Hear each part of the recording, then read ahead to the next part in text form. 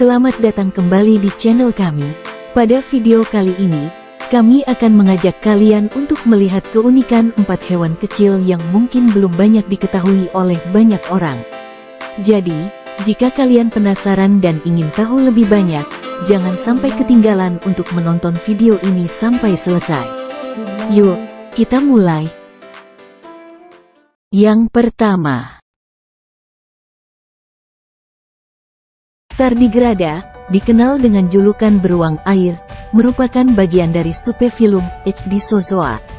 Tardigrada berukuran sangat kecil dan hidup di air dengan kaki berjumlah 8. Tardigrada pertama kali dideskripsikan oleh Ephraim Goeze pada tahun 1773. Nama tardigrada berarti pejalan lambat, yang diberikan oleh Spallanzani tahun 1777. Panjang tubuh tardigrada dewasa adalah 1,5 mm, paling kecil ukurannya 0,1 mm, larvanya berukuran 0,05 mm. Tardigrada bisa ditemukan di semua bagian dunia, mulai dari puncak Himalaya hingga di dasar samudra, dan dari kutub hingga di bagian ekuator. Tempat yang paling disukai di tempat berganggang, di pantai, tanah maupun di air dapat dijumpai binatang mini ini. Hal yang paling menarik dari hewan ini adalah kemampuan untuk beradaptasi di lingkungan yang sangat ekstrim. Tardigrada dapat bertahan di lingkungan yang beku, 0 derajat Celcius, hingga di tempat yang bertemperatur tinggi, 151 derajat Celcius. Bahkan dapat bertahan terhadap radiasi sebesar 570.000 Rad, 1000 kali lebih tinggi dibandingkan jumlah radiasi di mana makhluk hidup lain dapat bertahan. Oleh karena itu, tardigrada dikenal sebagai hewan yang polyextremophiles. Dengan kemampuan tersebut, tardigrada merupakan makhluk hidup yang dapat bertahan bila terjadi perang nuklir atau bencana alam lain yang ekstrim. Bahkan tardigrada dapat hidup selama 10-100 tahun dalam kondisi kering. Bahkan rekor tardigrada yang bertahan di kondisi kering terlama adalah 120 tahun. Kedua, Collembola atau sering juga disebut springtail, adalah serangga kecil yang biasanya hidup di tanah dan daun-daun. Ukuran maksimal dari Collembola hanya sekitar 6 mm. Collembola omnivora, organisme yang hidup bebas yang suka kondisi lembab. Mereka tidak langsung terlibat dalam dekomposisi bahan organik, tetapi berkontribusi secara tidak langsung melalui fragmentasi bahan organik dan kontrol komunitas mikrob tanah. Kata Collembola adalah dari bahasa Yunani kole yang berarti lem dan embolon berarti piston atau pasak. Collembola membentuk yang terbesar dari 3 garis keturunan dari hexapoda modern yang tidak lagi dianggap serangga, 2 lainnya adalah Protura dan Diplura. Meskipun 3 ordo kadang-kadang dikelompokkan bersama dalam kelas yang disebut Entognatha karena mereka memiliki mulut internal, sepertinya mereka tidak lebih erat terkait satu sama lain daripada mereka dengan semua serangga yang memiliki mulut eksternal. Ketiga,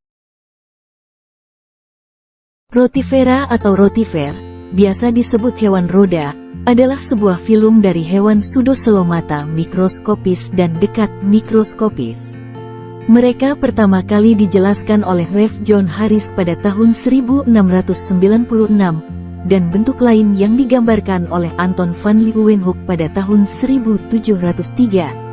Sebagian rotifera panjangnya sekitar 0,1-0,5 mm, meskipun ukuran mereka dapat berkisar dari 50 mikrometer sampai 2 mm lebih, dan yang umum di lingkungan air tawar di seluruh dunia dengan beberapa spesies air asin, misalnya, genus Syncaeta.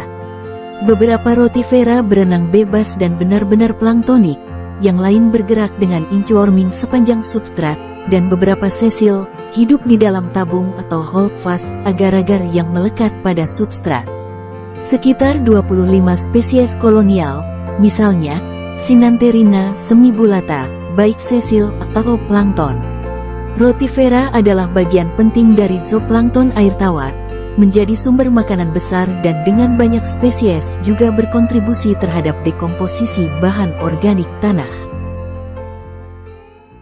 Keempat, Paramecium merupakan salah satu protista mirip hewan. Protista ini berukuran sekitar 50–350 mm. Paramecium telah memiliki selubung inti, eukariot.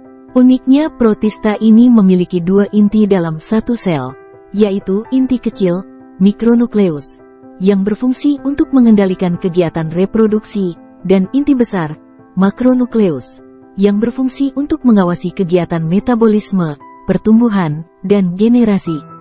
Paramecium bereproduksi secara aseksual, membelah diri dengan cara transversal, dan seksual, dengan konjugasi.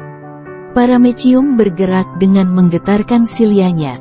Hal ini akan terlihat jika menggunakan mikroskop. Mereka menangkap makanan dengan cara menggetarkan silianya, maka terjadi aliran air keluar dan masuk mulut sel. Saat itulah bersamaan dengan air masuk bakteri bahan organik atau hewan uniseluler lainnya. Memiliki vakuola makanan yang berfungsi untuk mencerna dan mengedarkan makanan, serta vakuola berdenyut yang berguna untuk mengeluarkan sisa makanan. Kegunaannya sebagai organisme model telah menyebabkan salah satu peneliti Ciliata untuk menggambarkannya sebagai tikus putih dari filum Ciliopora. Terima kasih sudah menonton video ini tentang 4 hewan kecil yang menarik di dunia. Kita bisa belajar banyak dari hewan-hewan kecil ini, meskipun mereka seringkali terlihat sepele. Semua makhluk hidup di bumi ini memiliki peran penting dalam ekosistem. Terima kasih sudah menonton. Jangan lupa untuk subscribe dan tinggalkan komentar di bawah untuk memberikan saran dan pendapatmu. Sampai jumpa di video selanjutnya.